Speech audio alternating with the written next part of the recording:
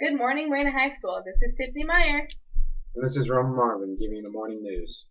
This morning we'll be informing you about the space race against the Soviet Union. But first, let's go to Lona with the weather. Now on to today's forecast. We have sunny skies with a high near 98 degrees and east wind 3 to 4 miles per hour.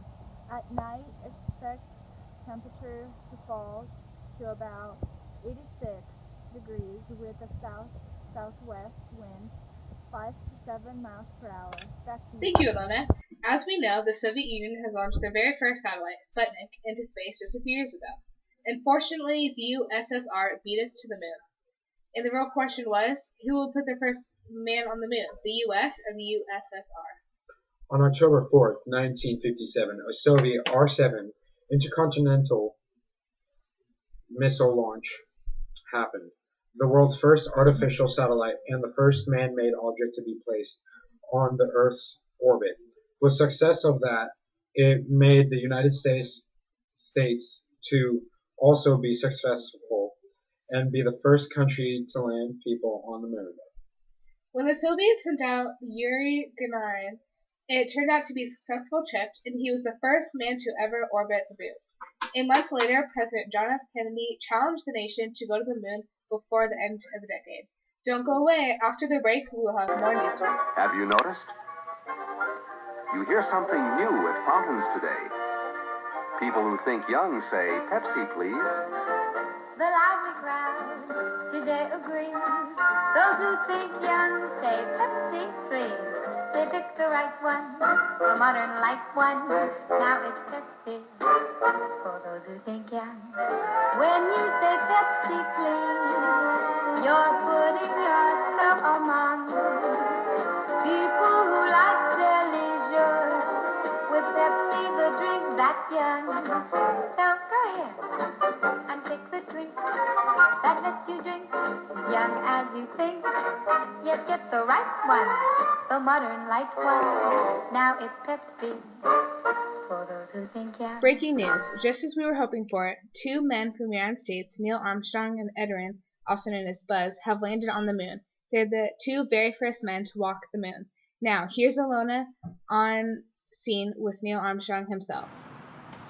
Thank you for that question. And when I was in space, all it was black, and the surface on the moon was darker than I was expected. It was a full shade of black, only gray tints, until I walked closer to the sun,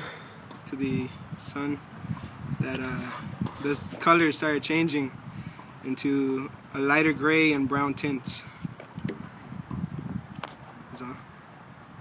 Were you able to see other planets from the surface of the moon? No, I was not able to see any other planets from the moon's surface. I was told by the scientists of NASA that we were able, but I was not able to see personally. All I could see was the sun, and it was very beautiful. Were you able to see the corona of the sun? We didn't see the corona from the moon's surface, but when we were passing the dark side of the moon, we were able to see a glimpse of it. Thanks, Neil. Welcome back. Now we have live footage of Neil Armstrong landing on the moon for the very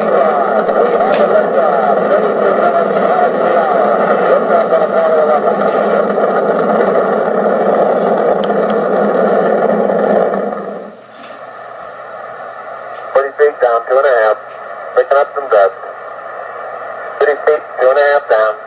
Big shadow. 4 forward. 4 forward. Drift into the right a little. 1.5. Contact light. Okay, engine stop. Houston, Tranquility Base here. The Eagle has landed. Roger, Tranquility. We copy you on the ground. You got a bunch of guys about to turn blue. We're breathing again. Thanks a lot. Okay, Neil, we can see you coming down the ladder now. I'm at the foot of the ladder. The limb footbeds are only depressed in the surface about 1 or 2 inches. Welcome back. So where we left off, the space race is the first time a single human being has left Earth and has been successful. As Americans, we lost to the Soviets, but it was still a win because we had the first man on the moon. Well, it's been a very interesting evening with Apollo 11 traveling to the moon for the very first time. Today, November 19th, 1969, marks history. Thank you, Marina. Have a nice day.